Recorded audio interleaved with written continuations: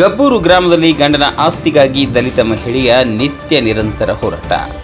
ಕೊಪ್ಪಳ ಜಿಲ್ಲೆ ಕೊಪ್ಪಳ ತಾಲೂಕಿನ ಗಬ್ಬೂರು ಗ್ರಾಮದ ಲಲಿತಾ ಗಂಡ ಬಸವರಾಜ್ ಬಜ್ಗಿ ತನ್ನ ಗಂಡನ ಆಸ್ತಿಗಾಗಿ ಹಗಲಿರುಳು ನಿತ್ಯ ನಿರಂತರ ಮಳೆ ಬಿಸಿಲು ಎನ್ನದೆ ಗಂಡನ ಮನೆಯ ಹೊರಗಡೆ ಹೋರಾಟ ಮಾಡುತ್ತಿದ್ದಾಳೆ. ಸಂಬಂಧಿಸಿದ ಪೊಲೀಸ್ ಇಲಾಖೆ ಮತ್ತು ಸಮಾಜ ಕಲ್ಯಾಣ ಇಲಾಖೆ ಹಾಗೂ ಕರ್ನಾಟಕ ಸರ್ಕಾರದ ಮಾನ್ಯ ಮುಖ್ಯಮಂತ್ರಿಗಳಿಗೆ ಪತ್ರ ಬರೆದಿದ್ದು ಈಗಾಗಲೇ ಕಾನೂನಾತ್ಮಕ ಹೋರಾಟವನ್ನು ಏಕಾಂಗಿಯಾಗಿ ಹೋರಾಟ ಮುಂದುವರಿಸಿದ್ದಾಳೆ. ತನ್ನ ಇಬ್ಬರು ಮಕ್ಕಳ ಜೊತೆ ನಿತ್ಯ ನಿರಂತರವಾಗಿ ಗಂಡನ ಮನೆ ಹೊರಗಡೆ ಒಲೆ ಹೂಡಿಕೊಂಡು ತನ್ನ ಜೀವನ ನಡೆಸುತ್ತಿದ್ದು, ಗಂಡನ ಮನೆಯವರು ಮಾತ್ರ ತಮ್ಮ ಸ್ವಂತ ಮನೆಯನ್ನು ಬಿಟ್ಟು ಬೀಗ ಹಾಕಿಕೊಂಡು ಊರು ಬಿಟ್ಟು ಹೊರಗಡೆ ಇದ್ದಾರೆ. ಆದರೆ ಈ ಒಂಟಿ ಮಹಿಳೆಯನ್ನು ಮನೆಯ ಮುಂದೆ ಬಿಟ್ಟು ಮನೆ ಮಂದಿಯೆಲ್ಲ ಮನೆ ಖಾಲಿ ಮಾಡಿಕೊಂಡು ಹೋಗಿದ್ದಾರೆ ಎಂದರೆ ಎಷ್ಟರ ಮಟ್ಟಿಗೆ ಸರಿ ಎನ್ನುವ ಪ್ರಶ್ನೆ ಸ್ಥಳೀಯರ ಪ್ರಶ್ನೆಯಾಗಿದೆ. ಇದು ನಿಜಕ್ಕೂ ಮನಕಲಕುವಂತೆಯಾಗಿದ್ದು, ಇದು ನಿಜಕ್ಕೂ ದುರಂತವೇ ಸರಿ.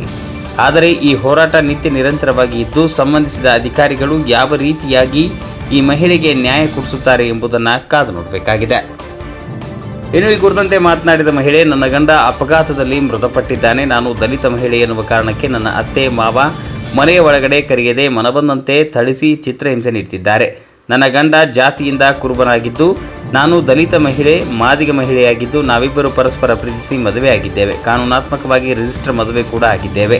ಆದರೆ ನನ್ನ ಗಂಡನ ಮನೆಯವರು ನಾನು ದಲಿತ ಮಹಿಳೆ ಎನ್ನುವ ಕಾರಣಕ್ಕೆ ನನ್ನನ್ನು ಮತ್ತು ನನ್ನ ಮಕ್ಕಳನ್ನು ಕೂಡ ಮನೆಯೊಳಗೆ ಸೇರಿಸಿಕೊಳ್ಳದೆ ಮತ್ತು ನನಗೆ ಬರಬೇಕಾದ ನನ್ನ ಗಂಡನ ಆಸ್ತಿಯನ್ನು ಕೊಡದೆ ಸತಾಯಿಸುತ್ತಿದ್ದಾರೆ ಎಂದು ಆರೋಪಿಸಿದ್ದಾಳೆ.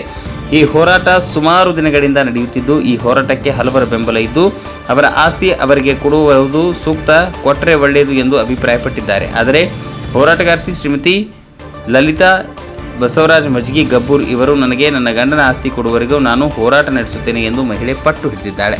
ಬಸವರಾಜ್ ಮಜ್ಗಿ ಅಂತ ಹೇಳಿ ನಮ್ಮ ಗಂಗಾವತಿ ತವ್ರ ಮನೆ, ಇದು ಗಬ್ಬೂರು ಗಂಡನ ಮನೆ ಸರ. ನಾವು 13 ವರ್ಷ ಆಯಿತು ಜೀವನ ಮಾಡಿ.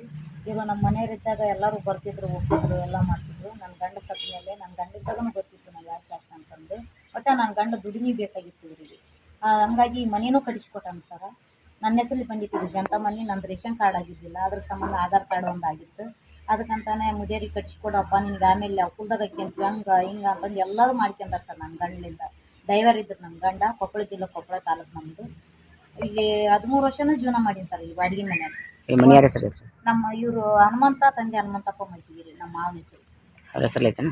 ಅವ್ರ ಹೆಸರಲ್ಲಿ ಐತಿ. ನಿಮ್ಮ ಯಜಮಾನ ಹೆಸರಿಲ್ಲ? ಅವ್ರ ಹೆಸರಲ್ಲಿ ಇಲ್ರಿ. ಯಾಕಂದ್ರೆ ಮಗ ಅಲ್ಲ, ಇನ್ನೊಬ್ಬತ್ ಮದುವೆ ಆಗತ್ತದೇನ, ಹಂಗಾಗಿ ಯಾರಿಗೆ ಹಂಚಿ ಕೊಟ್ಟಿಲ್ಲ ಸರ. ನನ್ನ ಗಂಡ ದುಡ್ದು ಮಾಡ್ಯಾನ ಸರ್ ಮನಿ. ದುಡ್ದು ರೊಕ್ಕ ಕೊಟ್ಟಲ್ಲ, ಮೆಟ್ರೋಲಿ ರೊಕ್ಕ ಕೊಟ್ಟನ, ಕಟ್ಟಿದ್ದು ನಮ್ಮ ಮೈದ್ನಾರಿ ಈಗ ಮನಿನ. ಹಂಗಾಗಿ ಇನ್ನೊಂದು ಖಾಲಿ ಪ್ಲಾಟ್ ಕೊಟ್ಟಾರ. ಈಗ 11 ಲಕ್ಷ ಬಂದೈತಿ ನಮ್ಮ ಮನೆ ಸತ್ತಿದ್ದು. ಇನ್ಸೂರೆನ್ಸ್ ದುಡ್ಡುನೂ ಕೊಡವಲ್ದು, ಹೊಲನೂ ಕೊಟ್ಟಿಲ್ಲ, ಈಗ ಮನೇನೂ ಕೊಟ್ಟಿಲ್ಲ. ನಾವು ಬಂದಾಗ ಬಂದು ಹೊರ್ಗ ಕುಂತ್ಕೋಬೇಕು, ಹೊರ್ಗ ಕುಚ್ಕೊಂಡು ತಿನ್ಬೇಕು ಸರ್. 3 ಎಕರೆ ಐತಿ ಸರ್. ಹಂಗಾಗಿ ಒಟ್ಟ ಕೊಡಕತ್ತಿಲ್ಲ ಸರ್. ನಮ್ಮ ಜೀವನಕ್ಕೆ ಬೇಕಾ ಅಂತಾರೆ ಸರ್. ಎಷ್ಟು ಜನ ನಿಮ್ಮ? ಇಬ್ಬರು ಸರ್, ಅಣ್ಣ ತಮ್ಮ ಸರ್. ಹೌದ್ರಾ? 3 ಚಿಕ್ಕವನ್ನ ಸರ್. ಹೆಣ್ಮಕ್ಳು 3 ಅದ? 3 ಅದ ಸರ್. ಒಬ್ರು ಡೆತ್ ಆಗ್ಯಾರ ಸರ್, ಒಬ್ಬರು ಗಂಡನ ಮನೆಗಿದೆ, ಒಬ್ಬಕ್ಕೆ ಹೋಗ್ಯಾರ ಸರ್. ಲವ್ ಮ್ಯಾರೇಜ್ ಮಾಡ್ಕೊಂಡು. ಈಗ ಏನಂತಾರೆ ಇವ್ರು ಒಟ್ಟಾಗ ಆಸ್ತಿ ಕೊಡೋದು? ಏನಿಲ್ಲ ಸರ್, ನಮಗೇನು ಸಂಬಂಧ ಇಲ್ಲ ಅಂತಾರೆ ಸರ್. ಮತ್ತು ನೀನು ಕೋರ್ಟಿಗೆ ಹೋಗೋದಾಗಿತ್ತಲ್ಲ? ಕೋರ್ಟಿಗೆ ಹೋಗ್ಬೇಕಾಗಿತ್ತು ಸರ್. ಈಗ ನಾವು ಮಾರಣಾಂತಿಕವಾಗಿ ಹೊಡೆದಾರ ಸರ್. ಅಡ್ಡಾಡಕ್ ಆಗಲ್ಲ ಸರ್. ಈಗ ಹೊರಗೆ ಕುತ್ಕೊಂಡು ಸಿಗ್ತೀನ ಸರ್. ಆ ಕಡೆಗೆ ಹೋದ್ರೆ ನಾಯಿ ನರಿ ಎಲ್ಲ. ಅಲ್ಲಮ್ಮ, ಈಗ ನೀನು ಎಲ್ಲಾರ ಒಂದು ಬೇರೆ ಕಡೆ ಕೋರ್ಟಿಗೆ ಹೋಗಿ ಪೊಲೀಸ್ ಸ್ಟೇಷನ್ ಕಂಪ್ಲೇಂಟ್ ಕೊಟ್ಟಿನಿ ಸರ್. ಕಂಪ್ಲೇಂಟ್ ಕೊಟ್ಟಿನಿ. ಮೊನ್ನೆ DCRTC ಅಂತ ಸಾಮಾನು ಹಾಕಿನಿ ಸರ್. ಯಾವ್ದನ್ನು ಇವ್ರು ನಮಗೆ ಸಪೋರ್ಟ್ ಮಾಡಿಲ್ಲ ಸರ್. ಯಾವ ಅಧಿಕಾರಿನೂ ಸಪೋರ್ಟ್ ಮಾಡಿಲ್ಲ. ಸಮಾಜ ಕಲ್ಯಾಣ ಇಲಾಖೆನೂ ಬಂದಾರ ಸರ್. 3 ತಿಂಗಳಾಯ್ತು ಸರ್. ನೀವು ಮನಿ ಇಸ್ಕೊಡ್ತೀವಿ, ಇದು ಮಾಡ್ತೀವಿ ಅಂತಂದು PSI ಮತ್ತೆ ಸಮಾಜ ಕಲ್ಯಾಣ ಇಲಾಖೆ ಸಾಹೇಬರು ಬಂದು ಇಲ್ಲೇ ಹಣ್ಣು ನೀರು ಕೊಟ್ಟು ನನ್ನ ಮಕ್ಳಿಗೆ ಗ್ಯಾಸ್ಗ್ಯಾಗ ಹೇಳ್ಯಾರ ಸರ್. ಈಗ 3-4 ತಿಂಗಳಾಯ್ತು. ಒಟ್ಟ ಹೆಂಗದೇಳ ಅಂತ ಹೇಳಿಲ್ಲ ಸರ್. ಫೋನ್ ಮಾಡಿದ್ರೆ ಫೋನ್ ಎತ್ತಿಲ್ಲ ಸರ್. ನಾಗರಿಕರು ಒಟ್ಟ ಫೋನ್ ಎತ್ತ ಲಾಕ್ ಹೋಗ್ಯೋದು ಈ ಥರ ಮಾಡ್ತಾರೆ ಸರ್. ಅದಕ್ಕೆ ಎಲ್ಲಂತ ಹೋಗ್ತೀವಿ ಅಂತ ಹೇಳಿದ್ರೆ ಅಂದ್ರೆ ಅಷ್ಟು. ಈಗ ಅಲ್ಲಮ್ಮ, ನೀನು ಕಾನೂನು ಮರ್ಯಾದೆ ಹೋದ್ರಪ್ಪ ನ್ಯಾಯ ಸಿಗೋದಲ್ಲ? ಅಲ್ಲ, ಕರೆಕ್ಟ್ ಸರ್. ನನಗೆ ಗೊತ್ತಿಲ್ಲ ಸರ್. 2 ಮಕ್ಕಳು ಬಿಟ್ಟು ನಮಗೂ ಮಾನಸಿಕ ಇದಾಗಿ ನಮಗೂ ದುಡಿಮೆ ಹೋದ್ರೆ ಎತ್ತಾಗಿಲ್ಲ, ಹೋದ್ರೆ ಇತ್ತಾಗಿಲ್ಲ. ಈಗ 11 ಲಕ್ಷ ತಗೊಂಡು ಹೋಗ್ಯಾರ್ರಿ ಅವ್ರು. ಮನೆ ಬಿಟ್ಟು ಹೋಗ್ತಾರೆ. ಒಟ್ಟೆ ನೀರು ಸಮೇತ ಕಲ್ಲಾಕಿ ಹೋಗ್ಯಾರ ಮೊನ್ನೆ ನಮ್ಮ ಮೈದ್ನ. ಈಗ ಒಟ್ಟಾರೆ ನಿನಗೇನು ಬೇಕು? ನನಗೆ ಇದು ಮನೆ ಬೇಕು ಸರ್. ಮನೆ ಬೇಕು ನನಗೆ ಇರಾಕ. ಆಮ್ಯಾಕ ನಾ ಕೋರ್ಟಿಗೆ ಹಾಕಿ ಹೊಲ ತಕ್ಕ